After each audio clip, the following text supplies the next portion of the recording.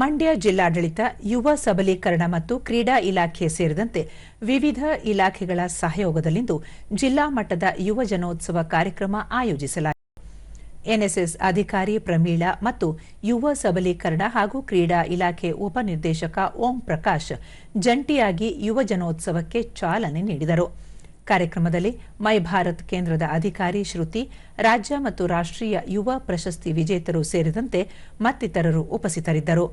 ಇದೇ ವೇಳೆ ರಾಷ್ಟ್ರೀಯ ಸ್ಪರ್ಧೆಯಲ್ಲಿ ಭಾಗವಹಿಸಿ ಬಹುಮಾನ ಪಡೆದವರನ್ನು ಸನ್ಮಾನಿಸಲಾಯಿತು.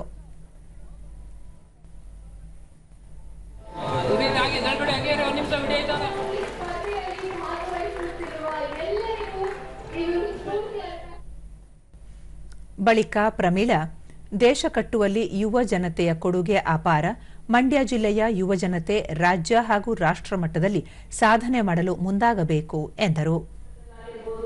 ರಾಜ್ಯ ಮಟ್ಟದಲ್ಲಾಗಿರ್ಬೋದು, ರಾಷ್ಟ್ರ ಮಟ್ಟದಲ್ಲಾಗಿರ್ಬೋದು, ಈ ನಾಡಿಗೆ ಹೆತ್ತ ತಂದೆ ತಾಯಿಗಳಿಗೆ ಕೀರ್ತಿಯನ್ನು ತನ್ನಿ ಅಂತ ಹೇಳ್ತಾ ಸದಾ ಯಶಸ್ಸನ್ನು ಬಯಸುತ್ತೆ.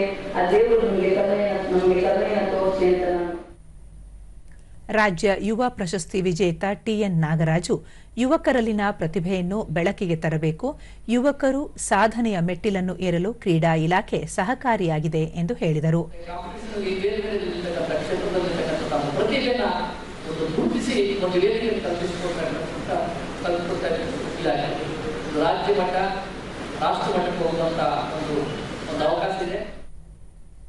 ಮತ್ತೋರ್ವ ವಿಜೇತರಾದ ಮಂಗಲಾ ಯೋಗೇಶ್, ರಾಷ್ಟ್ರ ಹಾಗೂ ರಾಜ್ಯ ಯುವ ಸಬಲೀಕರಣ ಹಾಗೂ ಕ್ರೀಡಾ ಇಲಾಖೆ ಯುವ ಜನತೆಗೆ ಹಲವಾರು ಯೋಜನೆಗಳನ್ನು ಜಾರಿಗೆ ತಂದಿದ್ದು, ಯುವ ಜನತೆ ಇದರ ಸದುಪಯೋಗ ಪಡಿಸಿಕೊಳ್ಳಬೇಕು ಎಂದು ಮನವಿ ಮಾಡಿದರು.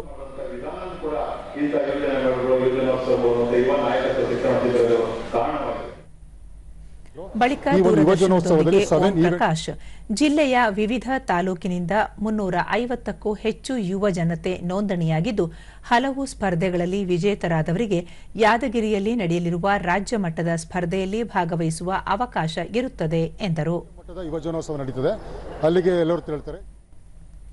ವಿದ್ಯಾರ್ಥಿನಿ ಪ್ರೀತಿ, ಯುವ ಜನತೆಯ ಪ್ರತಿಭೆ ಅನಾವರಣಕ್ಕೆ ಇಂತಹ ಕಾರ್ಯಕ್ರಮಗಳು ಪೂರಕವಾಗಿದೆ ಎಂದು ಅಭಿಪ್ರಾಯಪಟ್ಟರು. ನಮ್ಮ ಮಾಡೆಲ್ನ ಪ್ರೆಸೆಂಟೇಷನ್ ಮಾಡಕ್ ಬಂದಿರೋದು. ಸೊ ಇದ್ರಿಂದ ನಮಗೆ ನಮ್ಗಂದ್ರೆ ಒಳ್ಳೆ ಆಪರ್ಚುನಿಟಿ, ನಮ್ಮ ಡ್ರೀಮ್ಸ್ನ ಚೇಸ್ ಮಾಡ್ಕೊಳ್ಳೋದಕ್ಕಾಗಿರ್ಲಿ ಒಂದು ಸ್ಟೇಜ್ ಸಿಕ್ಕಿದೆ.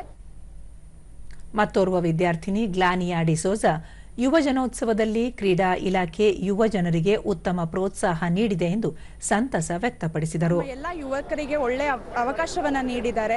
ಈ ತರ ಪ್ರೋತ್ಸಾಹಿಸ್ತಾ ಇವಾಗ ನ್ಯಾಷನಲ್ ಲೆವೆಲ್ಗೆ ಹೋಗಿ ಬಂದ ತಂಡಗಳನ್ನ ನಾವು ಭೇಟಿ ಮಾಡಿದ್ವಿ. ಒಳ್ಳೆ ಪ್ರೋತ್ಸಾಹವನ್ನ ನೀಡಿದ್ದಾರೆ.